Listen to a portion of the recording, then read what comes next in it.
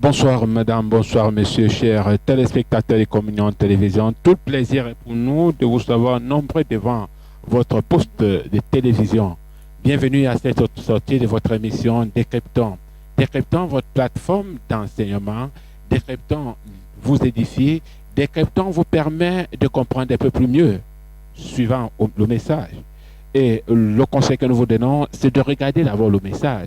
Regardez le message à travers nos canaux de distribution. Revenez avec nos questionnaires. Et vos questionnaires sont attendus au numéro de téléphone qui défile au bas de votre petit écran. Mesdames, Messieurs, tenez-vous confortablement parce qu'il est là, notre personne ressource, l'apôtre Étienne Comguep, le père fondateur du ministère Appel à la communion avec Dieu, qui est situé au carrefour Isaac Monté du Dos. Il est là avec nous une fois de plus dans ce studio. Apôtre, bonsoir. Bonsoir Simon, bonsoir chers téléspectateurs, que la grâce soit bonne sur vous. C'est pour nous un honneur de pouvoir être les instruments par lesquels Dieu va passer pour vous bénir. Soyez bénis. Oui, apôtre, avant que nous ne commencions cette émission, je voudrais également apprécier ce mariage de couleurs. Est-ce que c'est pour dire que l'unité est déjà établie dans votre vie, apôtre? Oui, je crois que c'est de même de votre côté. Je crois que vous pensez que l'unité... Donc je crois que l'unité est là. Oui. Et donc c'est la pensée de l'unité. Oui. Donc la pensée de l'unité est très importante. Oui. Et voilà pourquoi il faut aussi chercher à être unis partout. Il faut montrer aux téléspectateurs qu'en réalité nous véhiculons l'unité et il est nécessaire également de s'approprier. Il faut chercher l'unité dans tout ce qu'on fait. Oui. Voilà. Ok, mesdames, messieurs, chers téléspectateurs, si vous pouvez vous imaginer, ou même vous pouvez vous imaginer, nous parlons aujourd'hui de l'unité et de la bénédiction, quatrième partie. Nous avons parlé de la première partie, deuxième partie, troisième partie, quatrième partie. Voilà, tout de suite, je vais me retourner vers l'apôtre. Apôtre, après ce quatrième message, quel est le sentiment qui vous anime? Bon, le sentiment, c'est que c'est un sujet qui n'a pas souvent été bien abordé. On n'a pas souvent insisté sur l'unité. Oui. Donc, si on peut parler à 4 reprises de l'unité et la bénédiction, oui. Donc ça veut dire qu'en réalité, quelque chose s'est passé. Oui, à force de comprendre, donc, il y a différentes facettes. Dieu a présenté ça de différentes manières, ce qui fait que on a maintenant un point de vue plus équilibré, une compréhension de l'unité. Donc, je crois que plusieurs qui ont suivi et donc sont maintenant épris d'un certain esprit d'unité. Donc, on voit que l'unité doit être recherchée. On voit que l'unité doit être vécue. Donc, pour ma part, je crois que c'est quelque chose de très positif. J'ai appris beaucoup de choses aussi à travers cela. Et je crois que ça a fait tache d'huile. Oui. Oui, apôtre, nous savons que les messages sont souvent diffusés. Les téléspectateurs, que ce soit à Yaoundé ou hors de Yaoundé, écoutent ces enseignements. Est-ce que le retour que vous avez au niveau de téléspectateurs est aussi impressionnant par rapport à l'unité? Bien sûr, puisque l'unité, on ignore souvent, et surtout les facteurs qui nous divisent. Donc, on se divise facilement pour de rien. Donc, et si l'unité, c'est quelque chose qui doit être travaillé. Donc, on ne peut pas juste rester comme ça, on dit qu'on est unis. Donc, lorsque les gens savent qu'ils doivent travailler l'unité, c'est très bénéfique. Donc, voilà quelques retours. Donc, lorsque les gens comprennent que la bénédiction est liée à l'unité, lorsque nous sommes ensemble, alors unis, alors Dieu déverse sa bénédiction, alors c'est bien. On comprend donc pourquoi, quelquefois, on n'a pas de bénédiction. Oui.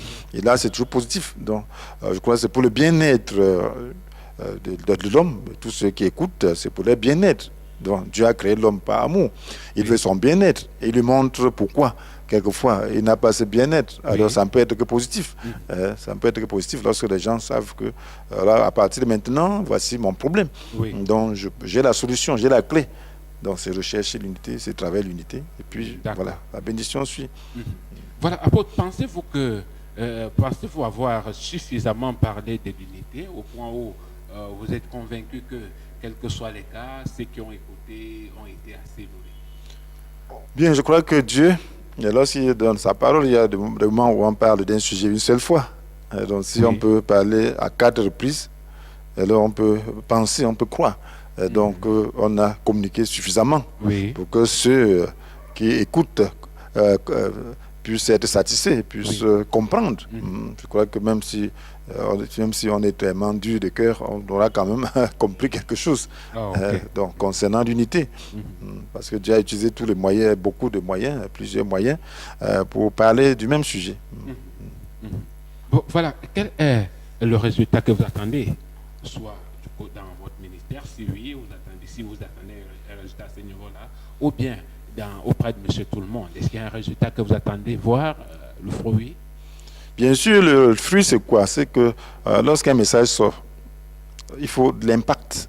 Il faut que cela puisse être traduit dans le comportement. Parce que ce qu'on attend, c'est quoi?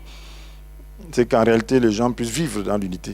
Et puis qu'ils puissent avoir le fruit de l'unité. Donc, il faut l'intégrer dans ses habitudes. Donc, voilà ce qu'on attend. Donc, et puis, il y a plusieurs éléments. Lorsque vous êtes quelque part dans une vision, il faut comprendre cette vision. Il y a beaucoup de choses pour pouvoir parvenir à l'unité. Il faut déjà avoir l'enseignement. L'enseignement donc, doit nous unir. Bon, si on ne s'abreuve pas d'une bonne source, on ne sera pas unis. Si aujourd'hui vous entendez, vous savez que voilà la vérité prêchée par tel homme, vous savez que tel autre dit le mensonge, bref, même si ça ne coordonne pas, ce n'est pas exactement la même chose. C'est quelque chose qui n'est pas vraiment dans l'esprit du courant. Parce qu'il y a quand même l'essentiel qu'on attend. Lorsque on dit qu'on est homme de Dieu, il y a l'essentiel, il y a la sanctification. Parce que la Bible dit, donc, faites tous vos efforts pour être en paix avec tous les hommes et pour mener une vie de plus en plus saine, sans laquelle nul ne verra le Seigneur.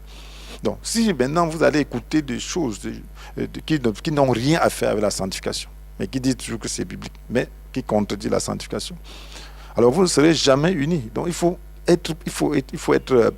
persister dans la compréhension de la parole. Donc, un type de parole qui est esprit et vie, donc qui vise cet essentiel, qui vise le cœur de Dieu. Donc, c'est important. C'est ça qui va permettre que les uns et les autres soient unis autour de cette même parole. D'accord. Bon, parce que quand les esprits sont dispersés, il n'y a pas d'unité. Donc, il y a différentes manières de travailler l'unité. Il y a différents facteurs qui contribuent à l'unité. Bon, si je suis là avec vous, et puis je dis, voilà, le Saint-Esprit, c'est de parler en langue. Le Saint-Esprit, c'est que, bon, j'ai une vision. Et puis, moi, je sais que le Saint-Esprit, c'est une personne. Jésus a dit qu'il va nous envoyer un autre consolateur. Donc, on ne sera pas unis dans les pensées. Donc, il faut s'accorder sur les valeurs. Et même, ce qu'on attend des gens, c'est que l'accord est important, même en toutes choses, même dans la vie. Jésus dit que si deux personnes s'accordent, si deux d'entre vous s'accordent pour demander quoi que ce soit, cela leur sera donné. Donc, il faut s'accorder. Et s'accorder par de l'unité. Donc, si on s'accorde en famille, donc c'est très important pour la vie familiale. Donc, il faut que les couples s'accordent dans leur maison. Il ne faut pas que les gens aient des visions complètement divergentes. Donc, il faut s'accorder sur les valeurs. Il faut trouver des valeurs autour desquelles s'accorder. Il faut s'accorder avec les enfants. Et puis, prier, lorsqu'on travaille dans cette unité, donc la bénédiction va suivre. Donc, voilà, le but, c'est que les gens apprennent à s'accorder. Il faut que les Camerounais s'accordent. Il y a des valeurs autour desquelles on doit s'accorder. On doit reconnaître que nous appartenons à une même nation et que le bien-être de tous les citoyens est important. Donc, s'accorder autour de l'essentiel. C'est important, c'est que nous serons bénis. Donc, on a vu l'exemple, lorsque les joueurs sont accordés, il y a eu succès. Donc, c'est l'accord. D'accord, et c'est comme c'est prophétique. On a parlé de ça avant que les joueurs n'aient joué. Donc, et puis il y a un exemple pratique qu'on peut utiliser dans les Lions indomptables. Donc c'est cet accord qui doit être recherché à tous les niveaux. Si nous voulons la bénédiction de notre pays, si nous voulons la bénédiction de nos maisons, si nous voulons la bénédiction de nos communautés, si nous voulons la bénédiction de l'Église. D'accord, ok. Bon, voilà. Cette l'unité dont vous parlez, est-elle une option à vous?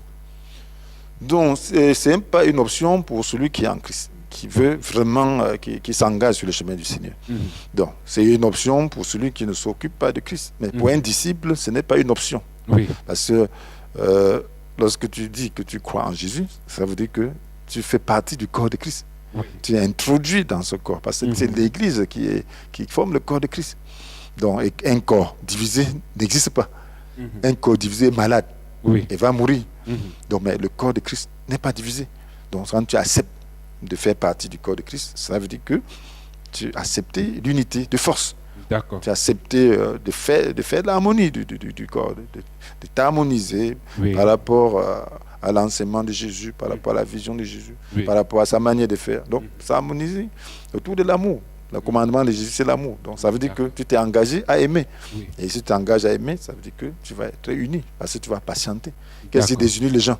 C'est l'impatience. C'est le manque de pardon et tout, et ainsi de suite. Manque de vision. Donc, tu dois accepter la vision de Christ et tu seras uni. Donc, la tête, c'est Jésus qui est la tête et tout le monde donc, va suivre. Oui, ok. Bon, voilà. Est-ce que dans toute cette histoire, est-ce que l'on est obligé de faire avec? Est-ce qu'on est obligé de faire, d'être unis? On est obligé, c'est la même chose, je crois. On est obligé. Parce que si on n'est pas, sinon, si on n'est pas uni, comme je disais tantôt, donc un corps qui n'est pas uni est malade, il va finir par mourir. Donc, comme Jésus veut que son Église, que son corps soit en santé, celui qui ne s'unit pas se coupe. Donc, on est obligé.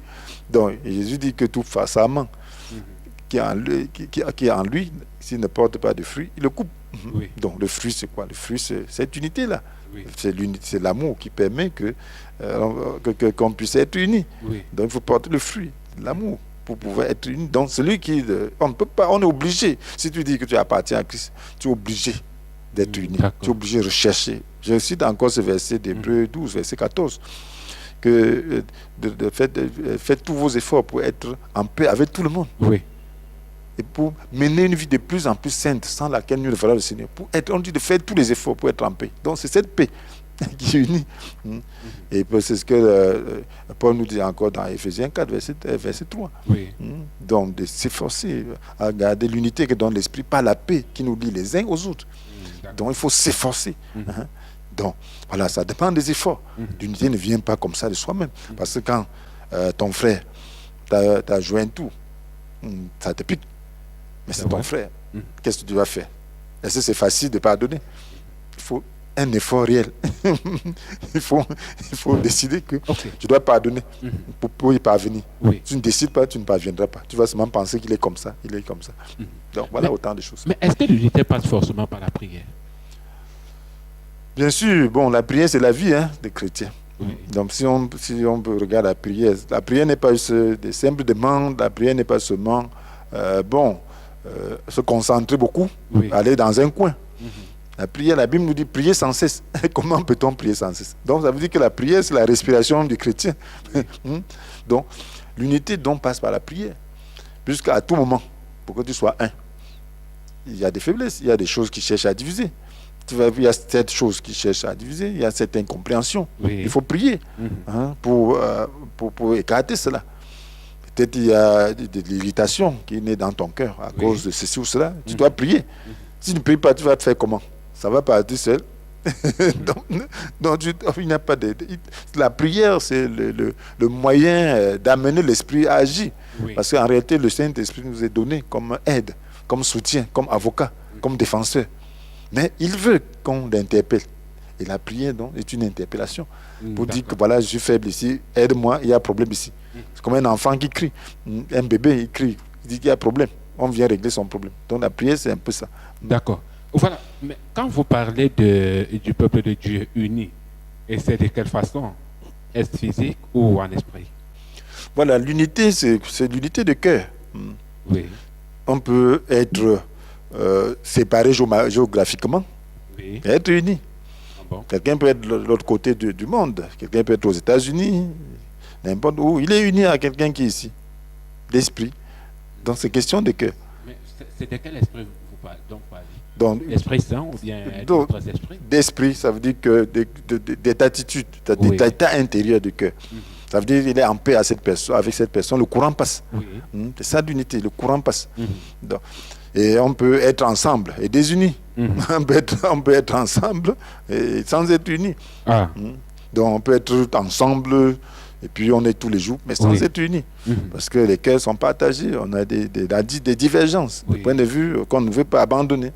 On ne veut pas être tolérant pour pouvoir accepter de s'unir par rapport à l'essentiel. Donc, ce n'est pas seulement être ensemble. Il faut pas seulement être dans un lieu. C'est d'abord être en accord intérieurement. Oui. Donc être en paix les uns avec les autres. Donc décider qu'on doit travailler, qu'on doit s'unir, qu'on doit être en paix, qu'on doit s'accorder pour atteindre un objectif. Donc l'Église, pour être un, doit tolérer.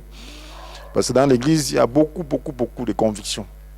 Beaucoup de courants, beaucoup de convictions. Mais ce que Dieu attend de son Église, il y a l'Église d'abord qui est une entité invisible, Oui. qui est unie. Parce que Dieu n'accepte personne qui soit désunie.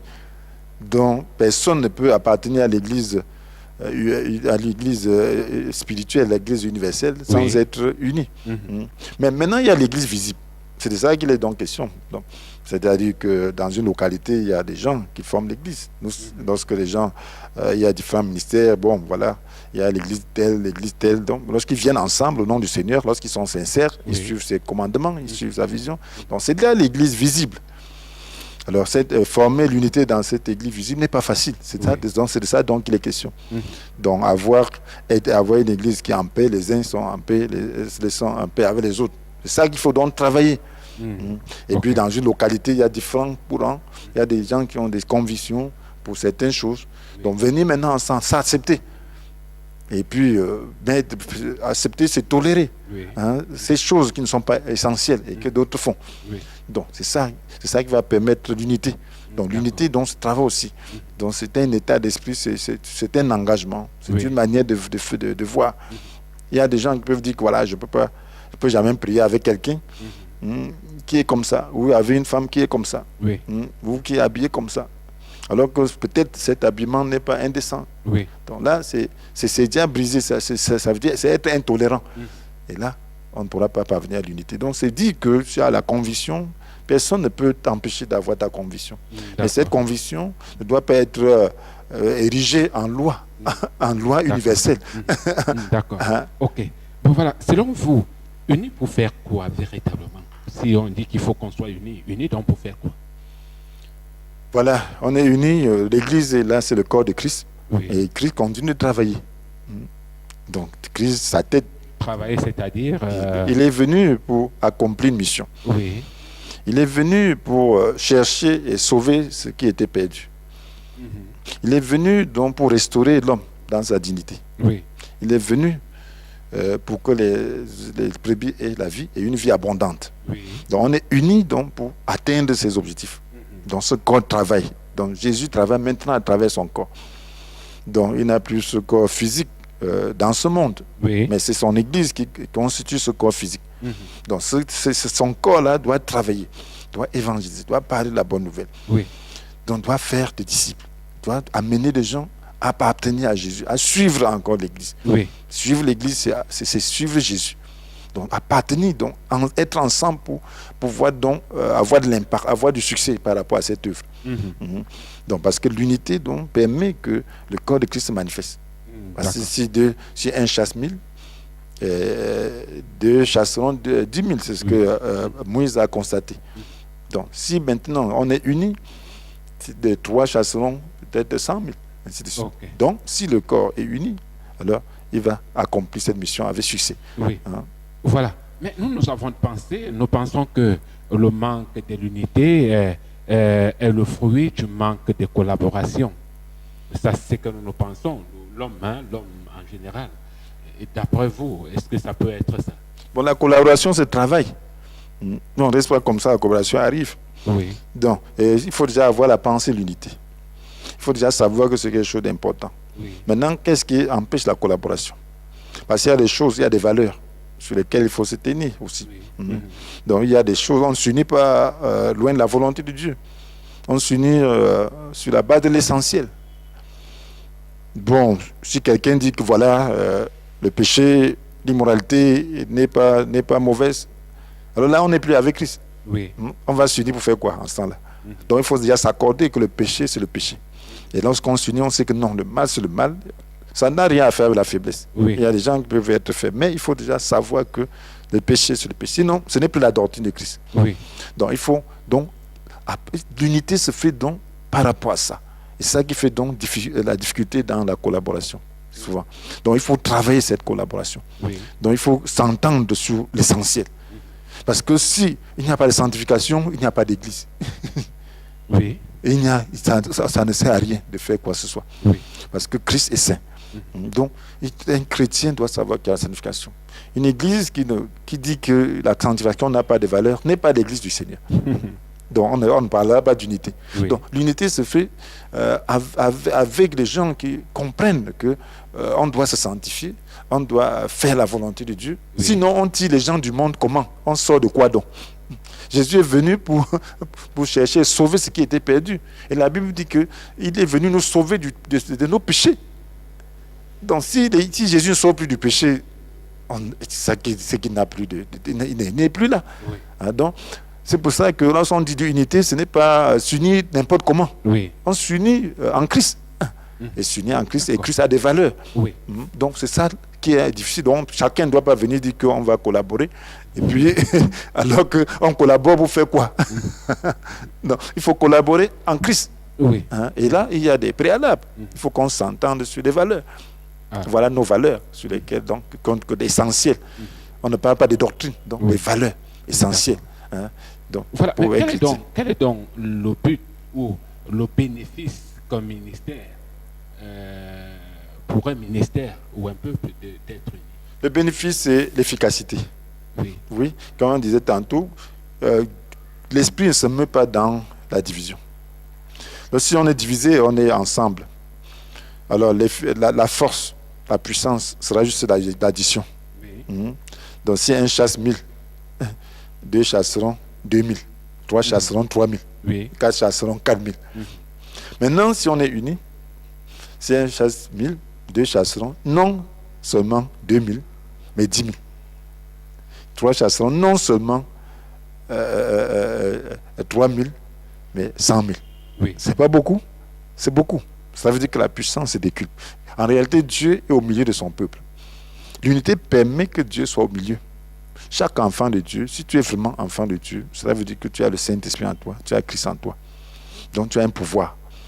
Donc Jésus a dit, voici, vous avez donné le pouvoir de marcher sur le serpent, le scorpion, d'écraser tous les forces ennemies sans rien plus faire du mal. Donc il y a ce pouvoir en toi. Oui. Maintenant, lorsque vous venez ensemble, unis, Jésus est au milieu de vous. Jésus a dit, je suis avec vous tous les jours jusqu'à la fin du monde. Donc il est au milieu. Oui. Et ici, il est au milieu, il est plus fort. Mhm. Et donc, la puissance, au lieu de s'additionner, ça va se démultiplier. C'est ça donc l'importance de l'unité. C'est de travailler, c'est ça qui fait la valeur de l'unité. Donc il faut travailler l'unité. Oui. Et ça ne vient pas de soi, de soi-même. Donc c'est quelque chose qu'il faut travailler. Il faut connaître quels sont les facteurs de division et chercher donc à travers cela. D'accord. Voilà. Maintenant, l'histoire du cep. Est-ce que nous pouvons parler de ça, apôtre, l'histoire du cep? Bien sûr, puisque c'est une image que Christ a utilisée. Oui. Donc, vous voyez, en Israël, il y a dans ces pays occidentaux où il y a les vignes. Nous ne connaissons pas ça ici tellement. Donc, ce n'est pas courant ici. Donc, lorsqu'on parle du cep, bon, les Occidentaux comprennent mieux, ceux qui ont vu les vignes. Mais bon, on nous décrit, on nous montre dans les photos, on nous montre ainsi de suite. Oui. Dans les images. Donc, on décrit comment cela est. Donc, Jésus a utilisé ça parce que sa population connaissait ça. Ses contemporains connaissaient. C'était leur culture. Donc, il utilisait des images que tout le monde maîtrisait. Donc, à travers cette image, nous pouvons aussi contextualiser. On peut expliquer, mieux comprendre aussi. Oui. Donc, il faut savoir que le cep, donc, une image que Jésus a utilisée pour parler de sa vie, et puis de la vie de l'Église. Oui, mais cette histoire, l'histoire du cep, s'adresse à qui véritablement? Voilà, vous voyez, ça se trouve dans Jean 15. Oui. Donc, Jésus s'adressait à ses disciples. Il s'adressait à ses disciples. Et on peut lire même un verset. Il dit au verset 1. Les téléspectateurs, c'est là qui nous regardent, puissent davantage être éclairés. Vous disiez tantôt que c'était dans le livre de Jean. De Jean, chapitre 15. Oui, Jean, chapitre 15, verset 1. Oui, verset 1. Donc, c'est du verset 1 à 8. Oui. Jésus dit, je suis le vrai plan de vigne. Et mon père le vigneron. Donc le mot cep, c'est dans la version seconde. Oui. Bon, ici on parle de plan de vigne. Donc tous les sarments en moi qui ne portent pas de fruits, il les coupe. Et tous ceux qui en portent, il les taille afin qu'ils produisent un fruit encore plus abondant. Oui. Voilà. Donc, et il dit, au verset 3, vous aussi, vous avez déjà été purifiés grâce à l'enseignement que je vous ai donné. Demeurez en moi et moi je demeurerai en vous. Un sarment ne saurait porter du fruit tout seul, sans demeurer attaché au cep. Il en est de même pour vous. Si vous ne demeurez pas en moi, vous ne pouvez porter aucun fruit. Voilà. Oui. Donc, il parlait donc des sarments, il dit, demeurez en moi. Donc, il utilise le cep. Il dit donc, il est le vrai plan, il y a le cep, tout ça. Donc, alors, il dit aux disciples qui sont déjà en lui de demeurer. Donc, il voulait dire donc que si vous croyez en Jésus, vous appartenez déjà à Christ. Oui. Donc, vous êtes comme un sarment. Un sarment de la vigne.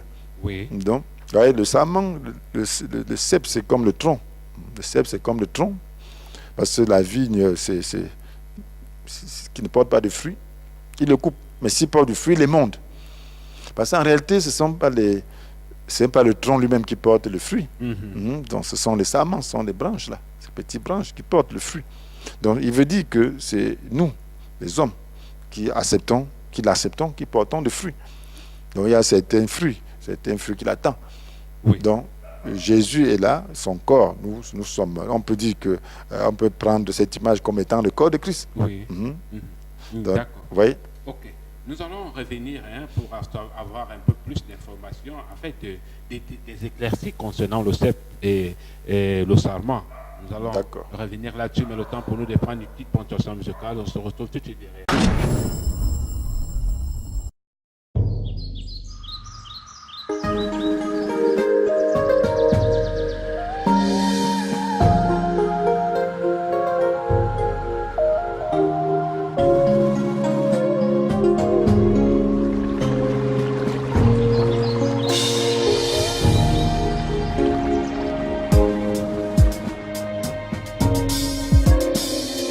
Célébrer de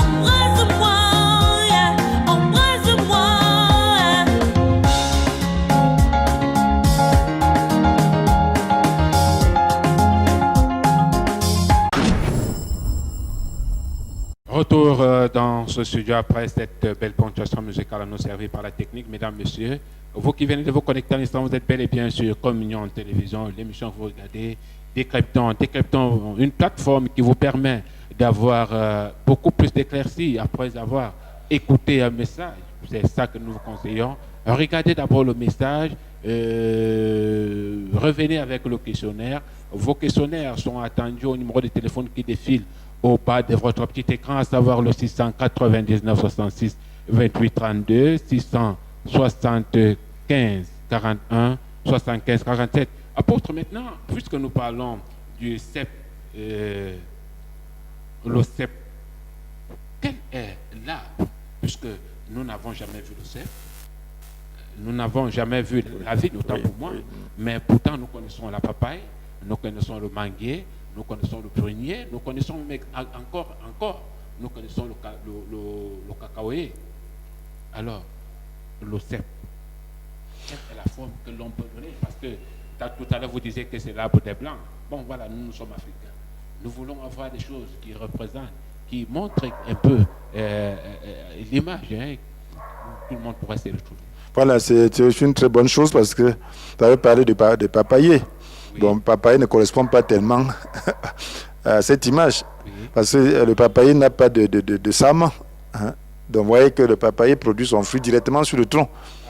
Okay. Donc, voilà, donc on ne peut pas prendre cette image. Cette image ne peut pas représenter ce plan de vigne, le cep. Donc, on peut prendre peut-être l'image d'oranger, le prunier, voilà. Donc, tout ça, on peut prendre les images d'avocatier. Oui. Bon, vous voyez, il y a des branches. Donc, vous voyez le tronc, là, la tige, il y a des branches. Il y a des plus petites branches là qui portent le fruit. Donc, c'est ça, donc, ce saman. On peut prendre le tronc comme étant le cep. Donc, maintenant, les branches là, les branchettes là qui portent le fruit, c'est ça qui portent les fruits et ensuite les fruits. C'est ça qu'on peut appeler saman. Donc, chaque saman est attaché au tronc. C'est ce que nous représentons. Donc, je disais tantôt que lorsqu'on regarde cette image, on voit l'Église. Oui. Parce qu'en réalité, l'Église, c'est le corps de Christ. Mais la force de l'Église vient de Christ. Oui. Vous voyez que le saman ne peut pas porter du fruit de lui-même. C'est ce que Jésus dit, que si vous ne vous laissez pas attacher à moi, vous ne pouvez pas porter du fruit. Donc, parce que la substance vient du tronc. C'est le tronc qui envoie ses racines. Donc, le cep qui envoie ses racines dans le sol pour puiser toutes les substances nutritives. Oui. Donc, c'est la même chose. Donc, l'Église, lorsque nous croyons, donc, il y a différents membres. Et il dit chacun de nous représente un saman. Donc, chaque membre donc, représente donc, un saman, une branche qui porte du fruit. Oui, mais pour expliquer le saman, c'est-à-dire que le saman, c'est une branche? Oui, le saman, c'est une branchette, oui, je voulais dire ça, puisque c'est un petit arbre, donc c'est une branche qui porte, ces branches-là qui portent. En fait, il y a une branche et une branchette encore. Bon, comme ce sont des petites branches, ce sont des petites branches, comme dans la vigne, c'est des petites branches. Voilà. Donc le saman, c'est cette branche-là qui porte le fruit. Oui. Donc, qui produit, donc, c'est ce qui porte. Donc, voilà, donc, ça fait que chacun représente donc ce saman. L'Église est constituée de plusieurs membres. Et Dieu s'attend à ce que chaque membre puisse porter du fruit. Oui. Et pour qu'il porte du fruit, il faut qu'il soit attaché à Christ. Donc, ça m'intéresse beaucoup parce que ça parle de la communion. Donc, la communion avec Christ, communion avec Dieu. Donc, sans cette communion, il n'y a pas de substance vitale. Alors, la communion avec Dieu nous permet d'avoir le Saint-Esprit, qui est notre substance vitale. Oui. Et c'est le Saint-Esprit donc, qui nous permet de porter du fruit. Voilà pourquoi le fruit, on parle du fruit de l'Esprit. Dans Galates chapitre 5, verset 22. Oui. Donc, le fruit dont il est question, c'est le fruit de l'Esprit. Donc, lorsque nous demeurons en Christ, par sa parole, lorsque nous demeurons dans l'enseignement, lorsque nous demeurons dans une culture qui nous permet d'être toujours dans une atmosphère spirituelle, alors l'esprit demeurant en nous produit un certain fruit. D'accord. Alors, ok. Bon, voilà, maintenant, quelle peut être la source de nos problèmes? Voilà, la source de nos problèmes, c'est quoi? C'est qu'il y a... Vous voyez, on a dit que c'est le produit, et que c'est le fruit, c'est le produit de l'esprit. Oui. Alors, la Bible nous dit, dans Galates dans Galates chapitre 5, n'est-ce pas? Donc, il dit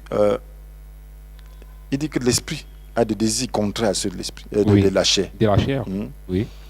Il dit, laissez le Saint-Esprit conduire votre vie et vous n'obéirez pas au désir de l'homme livré à lui-même. Oui. Dans la version Semeur, c'est l'homme livré à lui-même. Dans la version seconde, c'est la chair. Donc, il dit que l'esprit a des désirs contraires à ceux de la chair. Et la chair a des désirs à l'opposé de ceux de l'esprit. Oui. Donc, ce qui fait problème, c'est cette chair, donc. C'est cet homme livré à lui-même. Parce que nous sommes d'abord des êtres naturels, avant d'être des êtres spirituels. Donc, quand Jésus vient, il vient nous trouver dans une condition de séparation de Dieu, dans une condition d'échéance. Oui. Et maintenant, qu'est-ce qu'il fait? Alors, il nous donne la vie. Et cette vie se trouve au niveau de notre esprit. Oui. Donc, il faut maintenant réformer nos habitudes. Il faut réformer notre caractère. Il faut que le Saint-Esprit imprègne tout notre être. Et alors, pour qu'il imprègne notre être, il faut un travail. Oui. Et c'est la parole de Dieu, comme Jésus a dit, que vous êtes déjà purs à cause de la parole, des enseignements que vous avez reçus. Donc, c'est l'enseignement qui permet d'imprégner notre être de la parole de Dieu et de la puissance du Saint-Esprit. Donc, lorsqu'on accepte l'enseignement avec un cœur pur, avec une bonne volonté, alors il agit. Parce que la Bible nous dit dans Hébreux 4, verset 12, que quand la parole est vivante. La parole de Dieu est vivante. Elle est vivante, efficace. Elle est plus tranchante que toute épée à double tranchant, pénétrante jusqu'au plus profond d'être, jusqu'à atteindre à mes esprits jointus et moelle. Elle juge les dispositions et les pensées du cœur. Donc, cette parole juge les pensées et les dispositions du cœur. Donc, lorsqu'on l'accepte, elle tranche, elle sépare, et nous communique les capacités de Dieu. Donc, c'est ça les fruits. Donc, on demeure, mais vous voyez que ce n'est pas facile. Ça fait mal. Oui, c'est vrai. Donc, il faut accepter. Oui, vous parlez également en démonder. Mais là, on va faire quoi? Est-ce qu'il faudra aller prendre le couteau, puis émonder la matière? Voilà, c'est la matière de l'esprit, la parole. Voilà pourquoi il faut aimer la vérité. Même dans le monde, on dit que la vérité blesse, n'est-ce pas? Ça veut dire que ça te met mal à l'aise. On dit souvent que mais le sang ne coule pas. Voilà. Donc, la vérité, la parole, esprit et vie, est le seul moyen d'amener le chrétien à la maturité, d'amener le chrétien à porter du fruit. Or, beaucoup ne veulent pas écouter la vérité. Peut-être à cause de la manière dont elle est donnée. Parce que la vérité doit être dite avec amour. Sans l'amour, personne ne peut supporter. Qui peut accepter qu'on l'opère sans anesthésie? C'est pas facile. Personne ne pourra le faire. De le tuer. Alors, c'est ce qui fait beaucoup d'enseignements aujourd'hui. Lorsqu'on veut dire qu'on a dit la vérité, alors on le fait sans amour, sans l'esprit. Et là, ça devient difficile d'accepter. Mais la vérité doit être dite. C'est la vérité qui libère. C'est la vérité qui amène l'homme à la maturité. La vérité doit être dite avec manière. La vérité doit être dite avec amour, avec l'Esprit de Dieu. Sans elle, personne ne peut être sauvé. Donc, c'est cette vérité qui permet donc qu'on puisse être émondé. Alors, tu peux être tenté parce que nous vivons dans un monde de tentation. Je suppose Adam et Ève étaient tentés. Si Adam venait auprès d'elle en lui disant la vérité, fais attention Ève, je t'aime bien chérie, mais examinons la parole du Seigneur. Je crois qu'il nous a donné un seul commandement. Est-ce que tu te souviens encore bien de ça? Alors elle allait réfléchir que mais par amour pour Dieu, respectons. Il a dit que si on mange, on mourra. Ne prenons pas le risque. Mais celui-là qui nous parle là, c'est qui? Regarde ce que Dieu nous a fait. Il faut prendre ces quatre figures. Déjà, l'histoire révèle que Ève avait déjà mangé. Bien sûr. Oui, mais à ce niveau-là. Bon, son mari était près d'elle. Il est resté tranquille, c'est ce qu'on dit. Il a donné à son mari qui était près d'elle, on ne sait pas à quelle distance. Donc on prend seulement, on suppose simplement. Donc, c'est dit, vous ne savez pas comment il y a des enfants qui sont des complices. Il te voit entrer, il voit l'autre en train de faire, de toucher à ce qu'on lui dit, il ne veut pas toucher. Mais il laisse toucher, après il va dire que ce n'était pas moi, c'était. Mais toi tu étais là, est-ce que tu lui as dit de ne pas toucher? Donc il y a des choses, des cas de figure comme ça. Ok. Bon, maintenant donc, que faire pour porter du fruit? Parce qu'en réalité, vous nous parlez du cep, vous nous parlez du sarment, le fruit, mais que faire donc pour porter du fruit? Voilà, le fruit déjà c'est quoi? C'est de Galates 5, verset 22, le fruit de l'esprit, qui est l'amour, la paix, la joie, la patience, la fidélité, l'amabilité, la bonté, la douceur, la maîtrise de soi. Tout ça, ce sont des... Donc, vous voyez, c'est des qualités. Hein?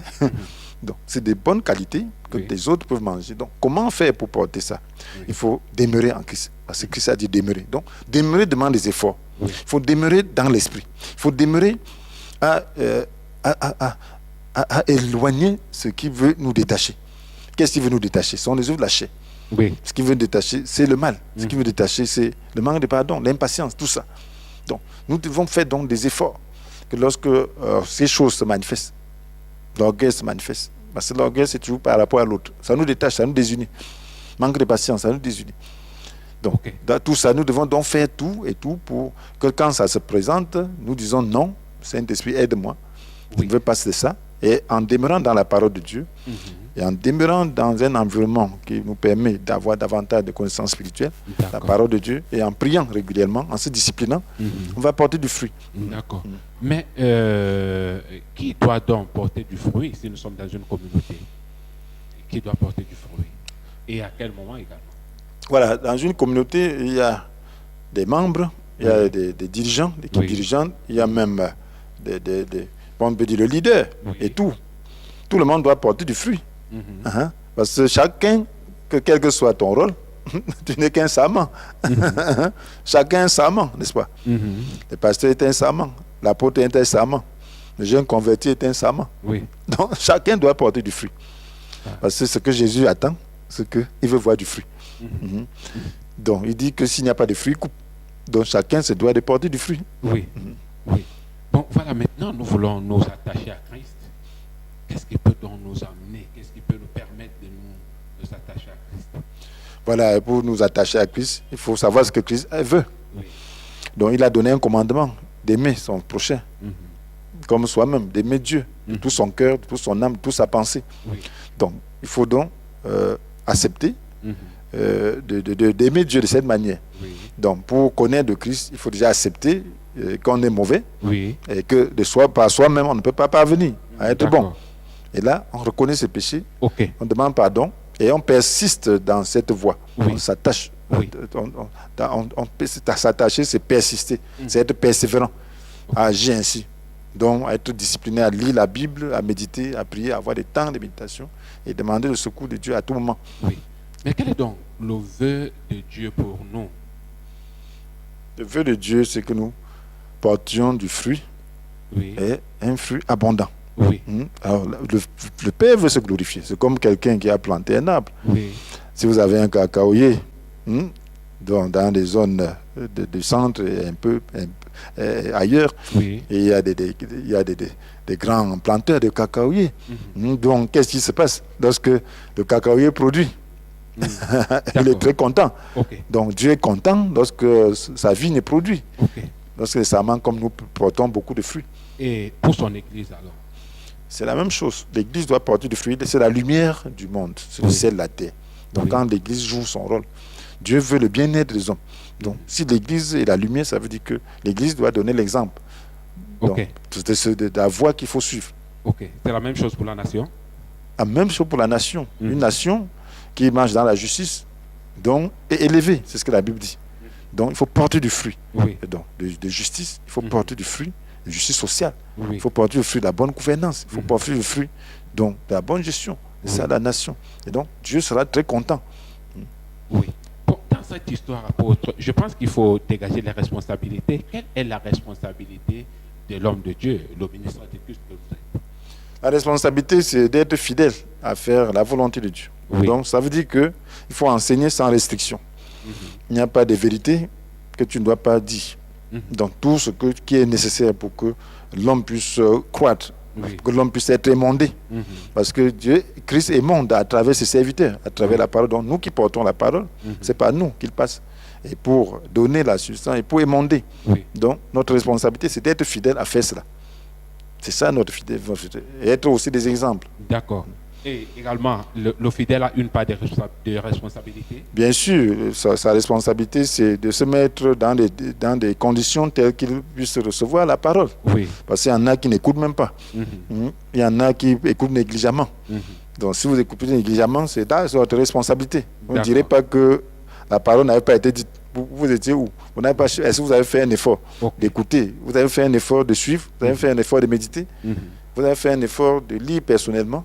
Voilà autant de choses. Voilà. Donc, voilà votre responsabilité aussi. Apôtre, vous avez enseigné, vous avez passé du temps, 4 messages d'affilée. Maintenant, la responsabilité de l'Église. La responsabilité de l'Église, c'est de prendre ça au sérieux. Oui. Donc, ça veut dire que si tu as répété à 4 reprises, ça veut dire qu'il faut que ça puisse entrer dans la culture.